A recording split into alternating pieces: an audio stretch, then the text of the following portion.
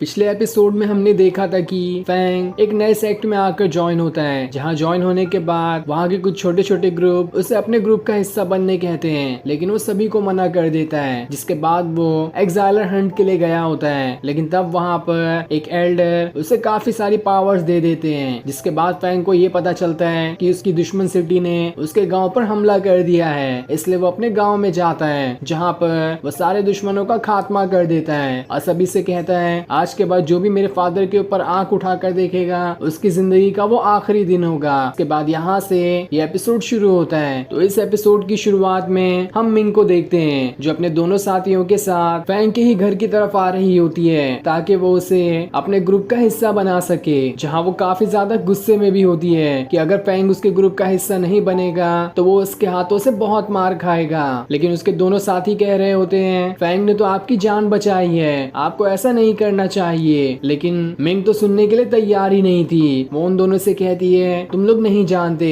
कि फैंग कोई मामूली इंसान नहीं है, मैंने उसके अंदर से मेंटल पावर को भी महसूस किया है, जो कि जल्दी किसी के पास नहीं होती है। ऐसी पावर्स तो बचपन से ही एक इंसान के अंदर होती है, चाहे वो कितनी भी कल्टीवेट कर ले, इस पावर को कभी नहीं सीख सकता। इसलिए चाहे कुछ भी हो जाए, फैंग को तो हमें हमारे ग्रुप में शामिल करना ही होगा, वरना वो अगर हमारे ग्रुप का हिस्सा नहीं बनता है तो आज नहीं तो कल वो किसी दूसरे के हाथों भी मारा जा सकता है। जिसके बाद वो फैंग के दरवाजे पर आकर उसे दस्तक देने लगती है। तब फैंग दरवाजा खोलता है और गुस्से में सभी से कहता है कौन हो तुम लोग, अब बार बार मुझे परेशान करने क्यों आ जाते हो। ये सुनकर तो मिंग एकदम डर जाती है और उसे मनाना शुरू कर देती है कि अगर तुम हमारे ग्रुप में शामिल हो जाओ तो तुम्हारा बहुत फायदा होगा, इसलिए प्लीज हमारे ग्रुप में शामिल हो जाओ। जहाँ वो पहले इतना गुस्सा दिखा रही थी, फैंग को तो देखकर उसका सारा गुस्सा शांत हो गया होता है। तब उसकी ऐसी शक्ल देखकर फैंग भी उसके ग्रुप में शामिल होने के लिए मान जाता है। जिसके बाद वो सभी वहाँ से आगे बढ़ना शुरू कर देते हैं। जहाँ रास्ते में मिंग फैंग को ये बता रही होती है कि यहाँ पर जितने भी टास्क हमें दिए जाते हैं उसके अलावा भी कई सारे टास्क होते हैं, जिन्हें हम पूरा कर लें तो इससे हमारा काफी सारा फायदा होता है, कुछ पैसे भी मिल जाते हैं और हमारा कल्टीवेशन लेवल भी बढ़ जाता है। ऐसे ही कुछ टास्क को पूरा करने के लिए हम यहाँ से जा रहे हैं, इसलिए तुम्हें भी हमारे साथ चलना होगा। साथ ही उनमें से एक आदमी, जो उस आदमी के ग्रुप का हिस्सा है जो फैंग को परेशान करने के लिए आया था, वो कहता है हमारे ग्रुप का लीडर चूवी, जिसने आपको परेशान किया था, वो भी ऐसे ही एक मिशन को पूरा करने के लिए जा रहा था। लेकिन रास्ते में ही एक बदमाश डिसाइपल, जिसे लोग गैंगस्टर के नाम से जानते हैं, उसने उसके रोक लिया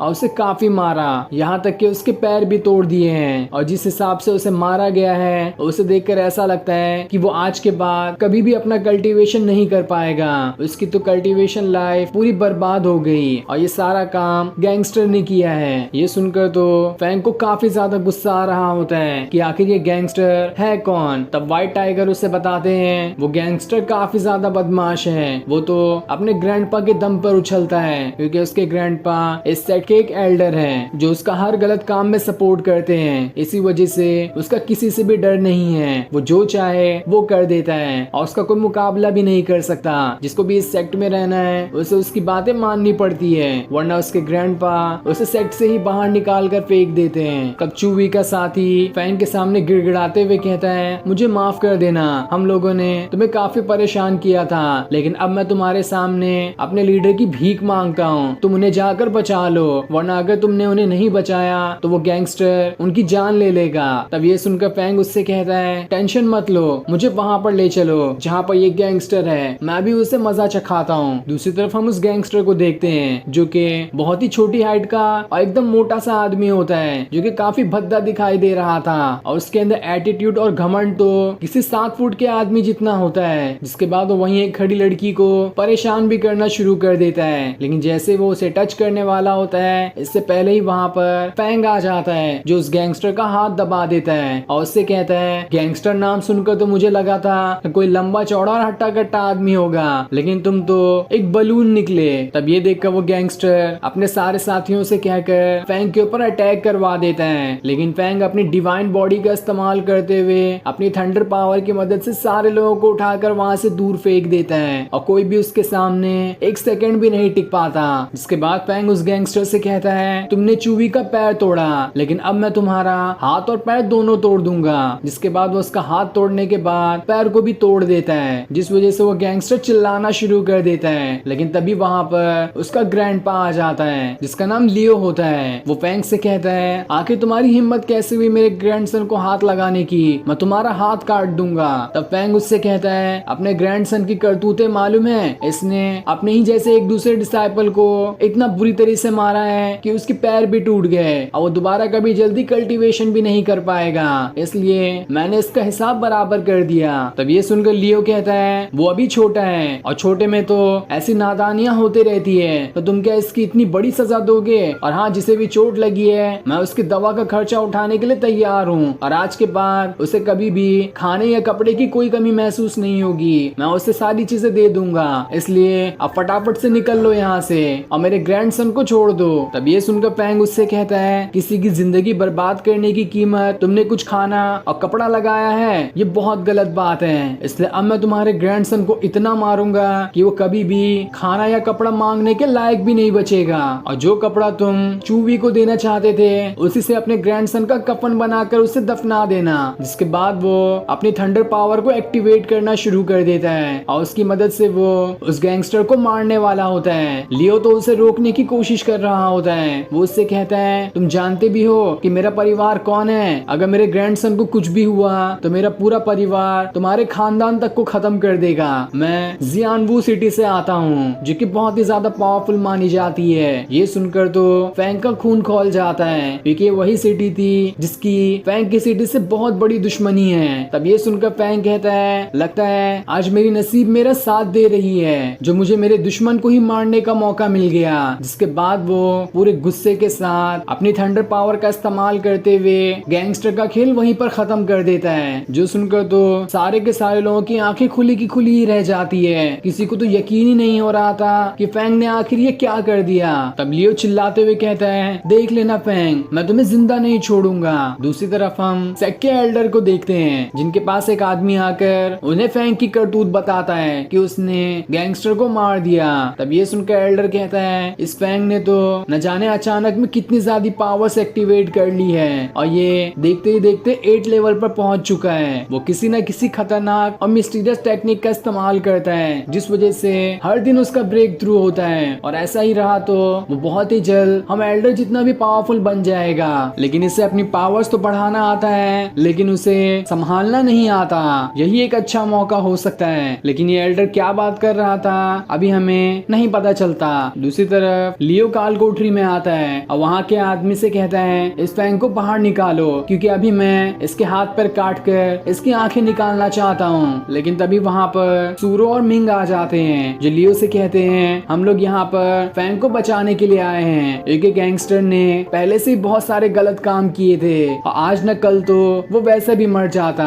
फैंग ने उसे मारकर अच्छा ही काम किया, इसलिए मैं फैंग को यहाँ पर बचाने के लिए आई हूँ, उसे काल कोठरी में रहने की कोई जरूरत नहीं है। ये सुनकर लियो एकदम ज्यादा गुस्सा हो जाता है, वो उससे कहता है फैंग को बचाने से पहले तुम्हें मुझसे लड़ना होगा। जिसके बाद वो अपनी पावर्स को एक्टिवेट करना शुरू कर देता है। लेकिन तब ये देखकर सूरो भी अपनी पावर्स को एक्टिवेट करने लगती है और उससे कहती है तुम अपनी जियानवू सिटी की पावर लेकर मेरी सुजाको सिटी की पावर से कंपेयर करना चाहते हो, तुम हमारी सुजाको सिटी की पावर के सामने तो कुछ भी नहीं हो। तब इस चीज को देखकर तो लियो वहीं पर 1 सेकंड के अंदर ही हार जाता है क्योंकि उसकी पावर सूरो के सामने काफी ज्यादा कम थी। जिसके बाद सूरो फैंग को काल कोठरी से निकाल कर वहाँ से ले जाती है। तब ये देखकर लियो को काफी ज्यादा गुस्सा आ रहा होता है लेकिन वो क्या ही कर सकता था, वो अब कुछ अलग ही प्लान बनाने के बारे में सोचने लगता है ताकि फैंग का खेल खत्म कर सके। अब फैंग और बाकी वहाँ से आगे बढ़ना शुरू कर देते हैं जहाँ सूरो फैंग से कहती है तुम्हें मुझे शुक्रिया कहने की कोई जरूरत नहीं है, तुम्हें तो शुक्रिया मिंग को कहना चाहिए, उसने ही सही टाइम पर आकर मुझे तुम्हारे बारे में बताया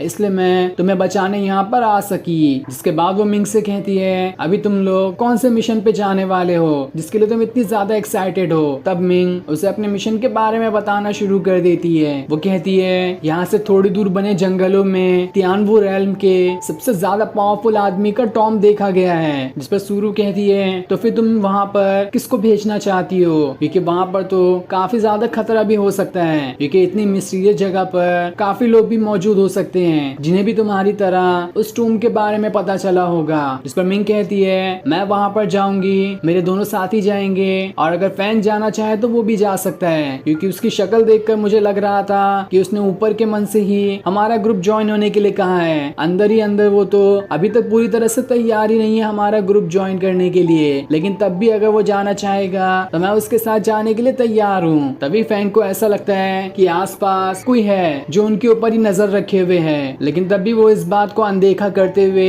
वहाँ से आगे बढ़ना शुरू कर देता है। वहीं मिंग आगे कह रही होती है कि अगर हमसे भी पहले वहाँ पर कोई पहुंच गया होगा तब भी कोई बात नहीं, हम वहाँ की बची कुची चीजें ले लेंगे, क्योंकि जब वो इतना ज्यादा पावरफुल इंसान था तो उसके आसपास भी कई सारे टोम्ब होंगे, उनके अंदर हमें कुछ मिस्टीरियस टेक्निक या फिर कोई ट्रेजरी मिल सकता है जो बाकियों से छूट गया होगा, इसलिए हमें वहाँ पर तो जाना ही चाहिए। लेकिन तब भी सुरो से चेतावनी दे रही होती है कि तुम जहाँ पर भी जाना थोड़ा सावधान रहना, क्योंकि वहाँ पर काफी सारा खतरा भी हो सकता है। तब मिंग फैंग को एक बैग दे देती है और उससे कहती है जितनी भी तुम्हें चीजें मिलेगी अच्छी अच्छी तुम सब उसे इस बैग में भर लेना, क्योंकि ये बैग दिखता तो छोटा है लेकिन बहुत सारी चीजें स्टोर कर सकता है। तभी हम एक आदमी को देखते हैं जो इनका ही पीछा कर रहा था और इसी के बारे में फैंग को पता चला था, लेकिन उसने उस टाइम उसके ऊपर इतना ध्यान नहीं दिया। अब रात को फैंग और बाकी जब सो रहे होते हैं तभी वहाँ पर वो अनजान आदमी आ जाता है जो उनका पीछा कर रहा था। वो खुद से कहता है इस फैंग के पास काफी सारी मेंटल पावर है, इसलिए इसे मेरे आसपास होने का भी आभास होते जा रहा है। इसने कम उम्र में ही काफी चीजें अचीव कर ली है। अब अगले दिन सारे लोग उस टोम के पास पहुंच जाते हैं, लेकिन वहाँ पर सारी चीजें टूटी फूटी थी। ऐसा लग रहा था कि यहाँ पर बहुत बड़ी तबाही आई हो, लेकिन ये देखकर फैंग काफी हैरान रहता है कि आखिर यहाँ पर आकर कोई इतनी सारी तबाही कैसे कर सकता है, क्योंकि ये तो अपने टाइम के काफी ज्यादा पावरफुल लोग हुआ करते थे और उनके लिए काफी अच्छा टोम वगैरह बनाया गया होगा, इतना भयानक तो नहीं जो कि बिल्कुल वीरान जैसा दिखाई दे रहा है। तब व्हाइट टाइगर्स भी कहते हैं वो लोग अपने टाइम पे काफी ज्यादा पावरफुल हुआ करते थे, उनकी डिफेंस पावर ही बहुत ज्यादा थी, इसलिए उन्हें सबसे ज्यादा पावरफुल इंसान के ताबूत के साथ ही दफना दिया गया था। इसलिए यहाँ पर एक पूरा ग्रेव यार्ड है जहाँ पर एक नहीं बहुत सारे लोगों के टूम रखे हुए हैं जो कि अपने अपने टाइम पर काफी ज्यादा पावरफुल हुआ करते थे।